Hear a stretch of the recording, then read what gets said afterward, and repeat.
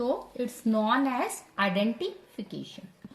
So they set rules and recommendation of nomenclature. Means scientists establish a procedure to assign a scientific name of each organisms.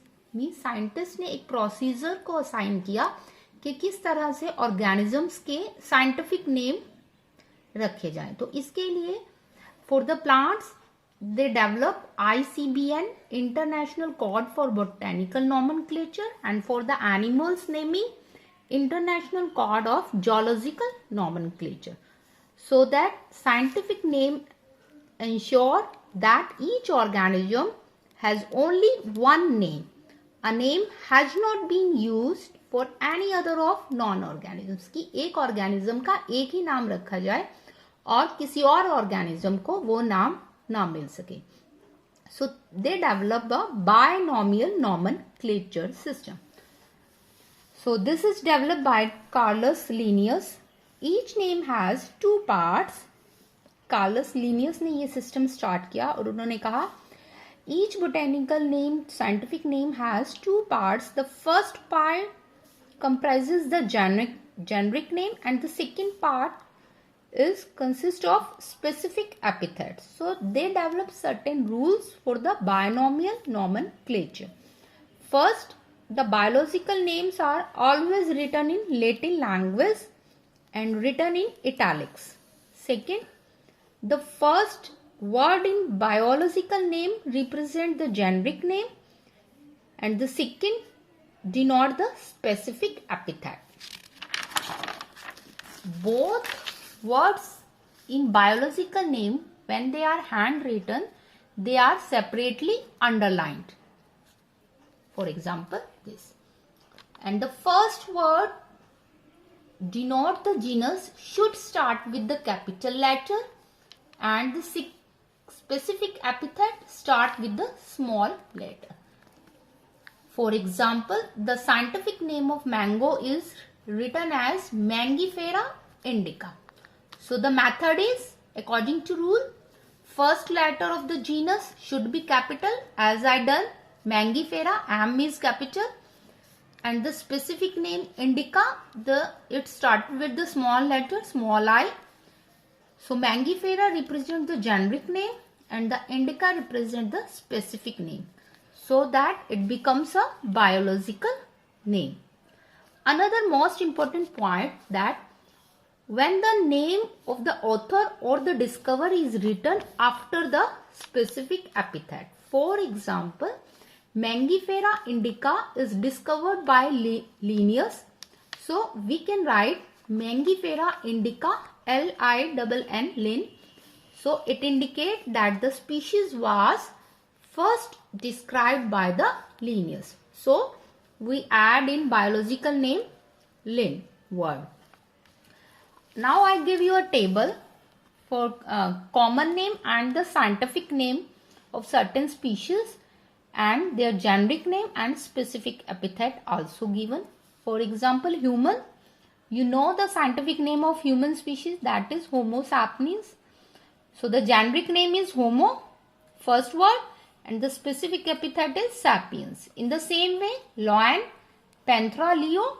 So Panthera is the generic name and Leo is the specific name.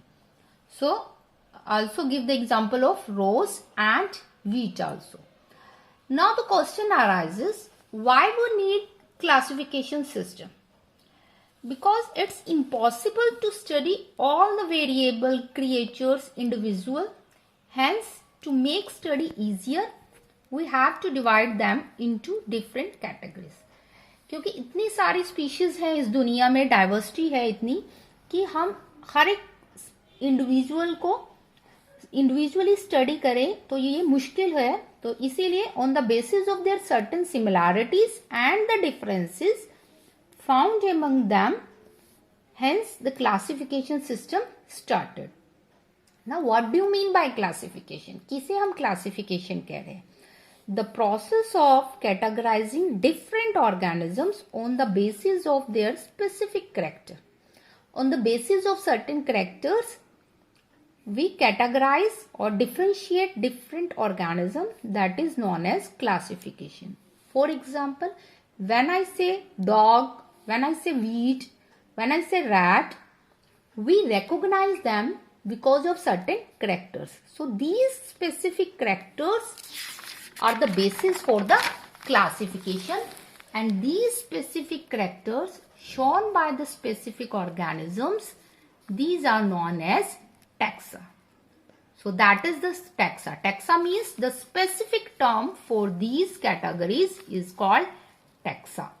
So hence all the living organisms can be classified into different taxa on the basis of certain specific characters exhibited by them.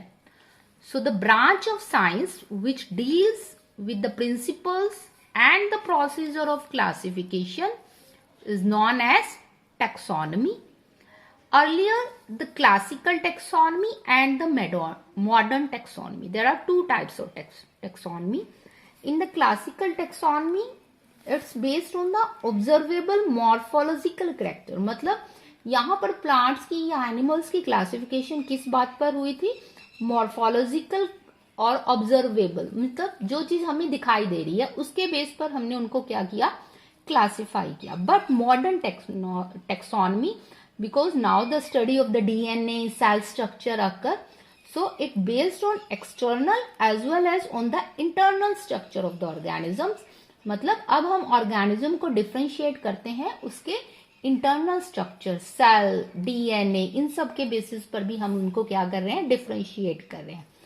Hence the characterization, identification, classification and nomenclature are the processes that are basic to the taxonomy.